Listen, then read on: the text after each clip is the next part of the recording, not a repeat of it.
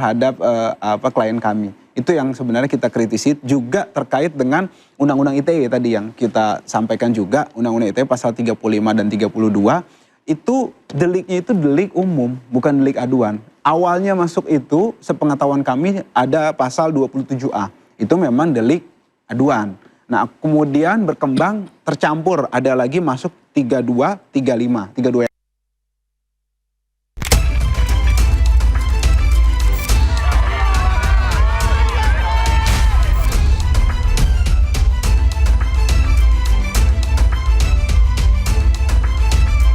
dan terdakwa sebagaimana diatur dalam Ancam Pidana dalam pasal 32 junto pasal 48 ayat 1 Undang-Undang Republik Indonesia nomor 11 tahun 2008 tentang informasi dan transaksi elektronik junto Undang-Undang Republik Indonesia nomor 1 tahun 2026 tentang penyesuaian pidana junto pasal 126 ayat 1 Undang-Undang Republik Indonesia nomor 1 tahun 2023 tentang Kitab Undang-Undang Hukum Pidana.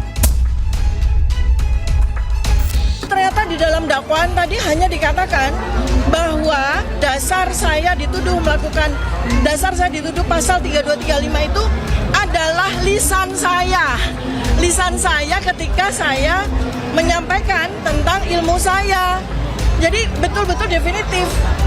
Ya, di situ di dalam dakwaan itu sama sekali tidak ditunjukkan ya, dinyatakan di mana saya melakukan manipulasi.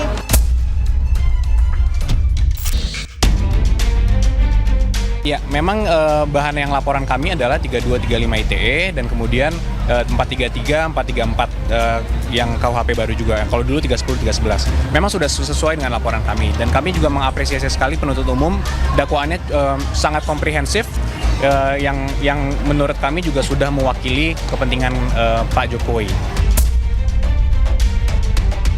Oleh sebab itu menurut saya agar adil ya, ini harus dibuktikan dulu di pengadilan. Kalau tidak ada upaya membuktikan kebenaran ijazah dulu, itu berarti tidak fair karena isu utama ijazah. Kalau tidak ada usaha itu tidak boleh masuk ke pasal 35 dan pasal 32 Undang-Undang ITE. Akan hadir di persidangan seperti warga negara biasa dan ini merupakan peristiwa pertama kali dalam sejarah penegakan hukum.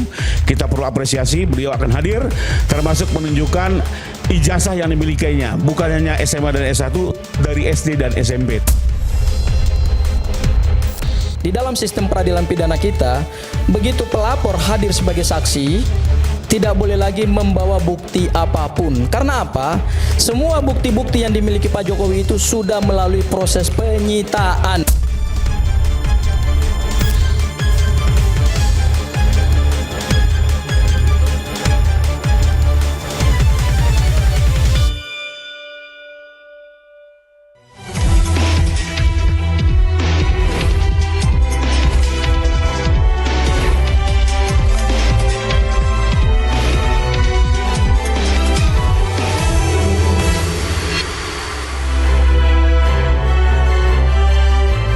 Selembar ijazah memicu perdebatan yang tak kunjung reda.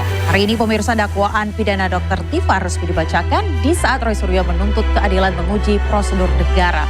Apakah meja sidang akan membuka tabir kebenaran yang terpendam atau hanya akan membuat perdebatan publik semakin tajam? Kita bahas bersama malam hari ini bersama saya Aya Nufus. Pemirsa, inilah Interupsi.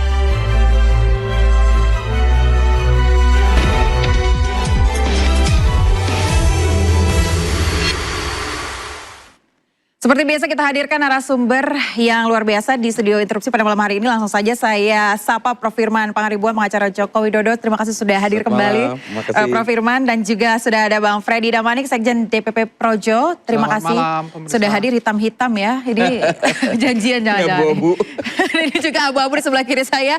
Ada Bang Aziz Yanuar, pengacara Tifa Uzia Tiasuma. Dan juga Bang Abdul Ghafur Sangaji, pengacara Roy Suryo. Selamat malam Mbak Aya. Selamat malam, terima kasih Abang-abang semuanya sudah hadir di sini. Saya ke Bang Aziz dulu terkait dengan persidangan hari ini. Ini saya mau mengkonfirmasi kembali bahwa persidangan hari ini belum masuk kepada pokok materi pembuktian ijazah ya. Ini masih pembacaan dakwaan, dugaan fitnah dan juga pencemaran nama baik. Betul Bang Aziz? Ya, jadi masih masuk ke dakwaan yang dibacakan dan disampaikan oleh pihak jaksa ke muka persidangan, dan juga tadi disampaikan secara resmi kepada kami tim kuasa hukum berkas dakwaannya. Adapun berkas lainnya tadi juga disusulkan. Nah, kemudian tadi saya tambahkan ada juga undang-undang ITE ya. Jadi bukan cuma 310, 434, 433 dan semacamnya, tapi ada undang-undang ITE juga. Lalu kenapa Dr. Tifa mengatakan bahwa persidangan ini definitif? Dakwaan yang dibacakan adalah definitif ya, disampaikan oleh Dr. Tifa. Definitif gimana maksudnya? Definitif disampaikan oleh Dr. Tifa pada sore hari tadi terkait dengan dakwaan yang dibacakan pada. Iya, dakwaan-dakwaannya itu memang jelas kalau dalam sisi kami ya, tim kuasa hukum dan Dr. Tifa sendiri itu ada prosedural engineering kami memandang, dan juga ada hal-hal yang memang mengandung diskriminasi juga. Kemudian juga diskriminasi dalam hal apa nih? Diskriminasi begini, di situ dalam dakwaan dibacakan ada beberapa bukti unggahan dari 28 unggahan. Kemudian dibacakan juga historinya. Di situ nyata bahwa hanya 5 unggahan yang Dr. Tifa lakukan, yang melibatkan Dr. Tifa. Sisanya itu ada dari terlapor lainnya waktu itu. Nah, sedangkan perkara ini adalah perkara yang dari awal sudah masuk. Nah, sepengetahuan kami kan ada asas simile similibus, maka perkara sama harus putus dengan cara yang sama. Bagaimana bisa yang dilaporkan itu sudah selesai, ada proses, kemudian SP3, nah sedangkan yang ini tetap berjalan. Itu yang maksud saya antara lain tadi ada diskriminasi di situ. Sebentar, diskriminasi yang Anda maksud ini terkait dengan jumlah dakwaan yang diberikan kepada Dr. Tifa atau apa? Masih adanya proses ini dijalankan dengan dakwaan-dakwaan tadi, dengan bukti-bukti yang sebenarnya bukan Dr. Tifa lakukan di situ. Nah, kemudian juga terkait dengan pasal undang-undang ITE-nya. Ada sebentar, boleh Anda berikan satu contoh terkait dengan yang tadi Anda katakan yang bukan dilakukan oleh Dr. Tifa?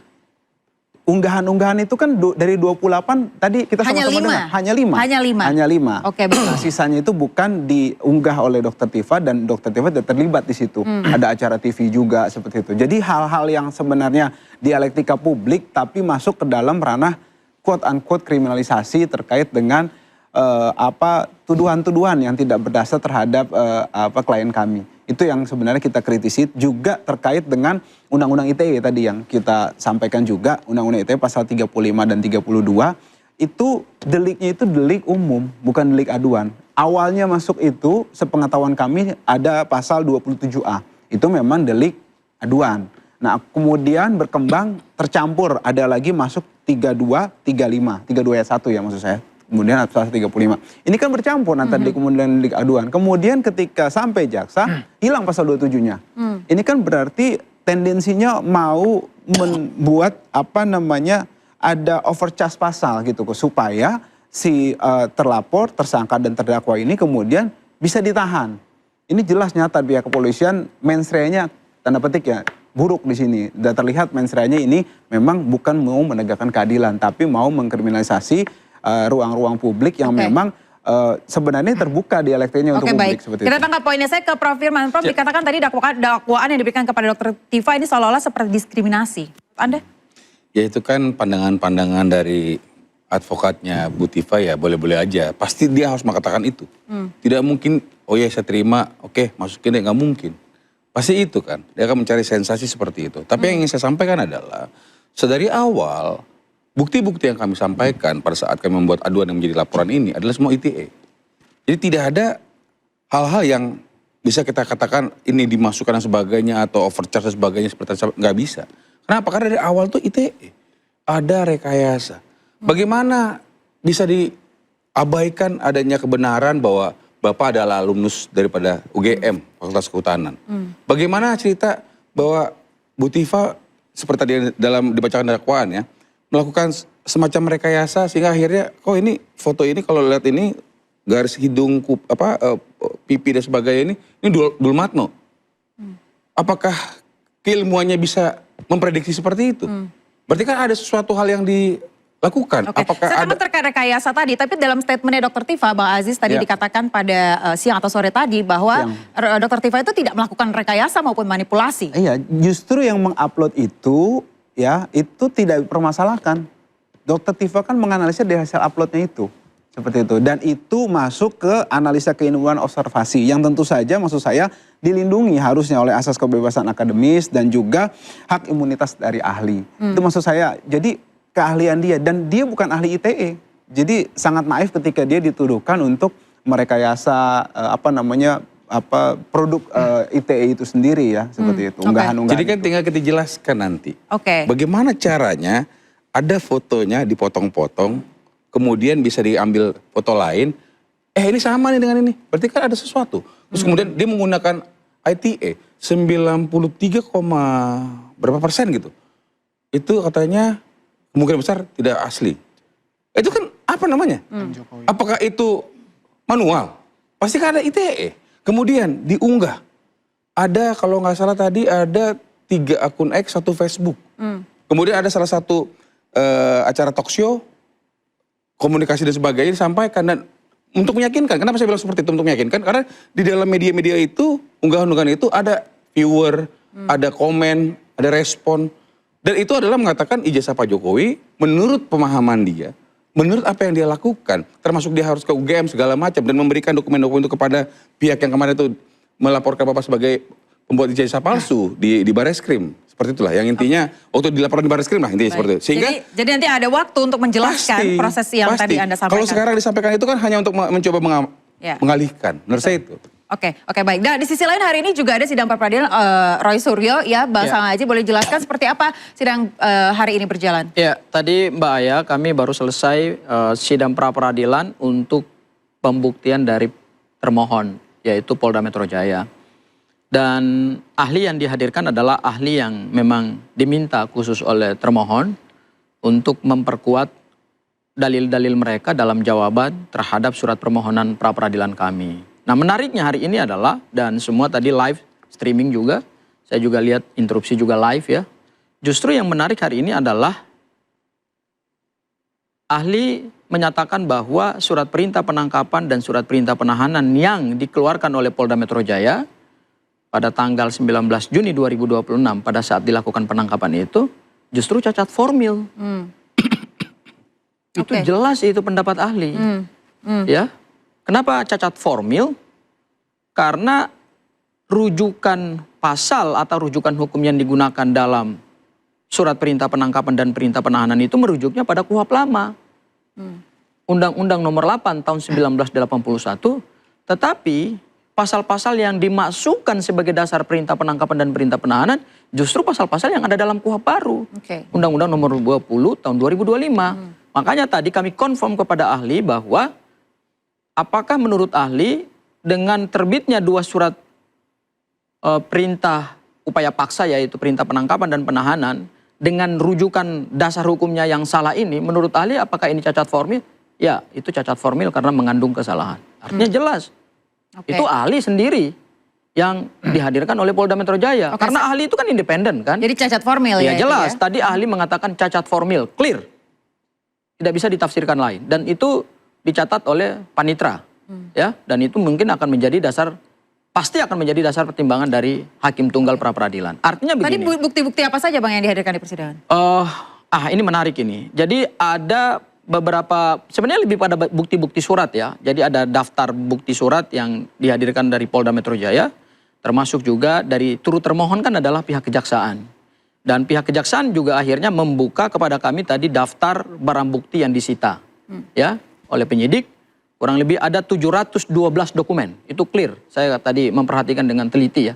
712 dokumen dan kemudian ada 1 ahli yang dihadirkan. Nah, jadi menurut saya kenapa kami mengambil pra-peradilan ini? Karena kami ingin menguji keabsahan dari upaya paksa yang dilakukan oleh Polda Metro Jaya. Terlalu dipaksakan upaya paksa tersebut. Sudah upaya paksa, dipaksakan pula. Akhirnya hari ini terkonfirmasi dari ahli yang mereka hadirkan sendiri ya cacat formil. Kalau cacat formil berarti tindakan itu tidak sah. Karena yang kita uji dalam kompetensi pra-peradilan adalah sah tidaknya upaya paksa, penangkapan, penahanan, dan penggeledahan. Oke, Bang Freddy, sah tidaknya upaya penangkapan dan tadi apa? Penangkapan ya? Penahanan dan penggeledahan. Dan penangkapan. Kalau dari Anda tanggapannya seperti apa? Iya, kebetulan tadi saya tidak melihat itu sidang ataupun keterangan ahli Bang Aristo itu. Tapi yang mau saya katakan begini, ini beberapa hari lagi sudah mau putusan, ya, dan itu memang hak tersangka untuk menguji itu, ya, kita hargai itu, toh sudah mau putusan, ya, putusannya. Tapi saya mau melihat begini loh, tidak akan ada akibat hukum, ya. Tadi saya sudah dengar juga penangkapan, penahanan, kalaupun ada penggeledahan, sebetulnya penetapan tersangka juga bisa kan? Bisa dilakukan pra-peradilan, tetapi ternyata penetapan tersangka tidak. Nah, ini sudah masuk, walaupun belum disidangkan, perkara ini sudah masuk di pengadilan. Ya, artinya ini akan segera, harusnya segera disidangkan, dan begitu disidangkan, didakwakan menjadi terdakwa. Nah, yang mau saya katakan adalah, menurut saya tidak akan ada akibat hukum yang akan membatalkan perkara ini di pokok perkaranya nanti. Melalui pra-peradilan yang dilakukan oleh Roy Suryo ini. Jadi artinya yang Anda maksud pra-peradilan ini nggak ada gunanya sebenarnya? Atau seperti apa? Ada gunanya, itu secara strategi, tetapi saya melihatnya hanya buying time. Buying time. It's okay, nggak apa-apa. Gitu saya mau tanya Bang Sang Aji, Bang, benar ini pra-peradilan ini buying time? Ya, kan dari awal kami katakan bahwa meskipun penyerahan tersangka dan barang bukti atau kita kenal dengan tahap 2 itu sudah selesai dilakukan dan perkara pidana ini sudah berada dalam kewenangan jaksa penuntut umum, tetapi ada hak tersangka yang diberikan oleh undang-undang dan itu kami manfaatkan. Pasal 158 KUHP yang baru, yaitu apa? Objek pra-peradilan itu diperluas. Dahulu diatur dalam pasal 77 KUHP, ya. Terbatas sekali ya objek pra-peradilan. Sekarang dengan pasal 158 KUHP yang baru, kami challenge Polda Metro Jaya, karena begini, yang ingin kami mintakan adalah, ayo mari kita luruskan penegakan hukum. Ini era rezim hukum pidana baru, hukum pidana nasional yang lebih humanis, hukum pidana nasional yang tidak berorientasi pada pemenjaraan, tetapi lebih berorientasi kepada penegakan hukum dengan due process of law yang tepat. Ya, artinya apa? Kalau kualifikasi deliknya adalah delik pencemaran nama baik dan fitnah, dan berdasarkan KUHP bahwa terhadap delik tindak pidana itu ancaman pidana di bawah 5 tahun tidak boleh ditahan, ya kenapa dipaksakan ditangkap dan kemudian harus ditahan? Ya, ini kan deliknya kalau kita baca surat dakwaan tadi, saya mohon maaf saya masuk ke surat dakwaan karena ini ada keterkaitan. Kalau kita baca surat dakwaan jaksa penuntut umum tadi, kita dengar, kebetulan saya dengar dengan cermat dan saya catat gitu ya. Saya bukan hanya mendengar sambil lalu, tapi saya dengar sampai selesai. Ada hal penting yang disampaikan. Ada. Oke, kita akan jeda terlebih dahulu Bang Sang Aji, kita akan kembali lagi, tetaplah di Interupsi.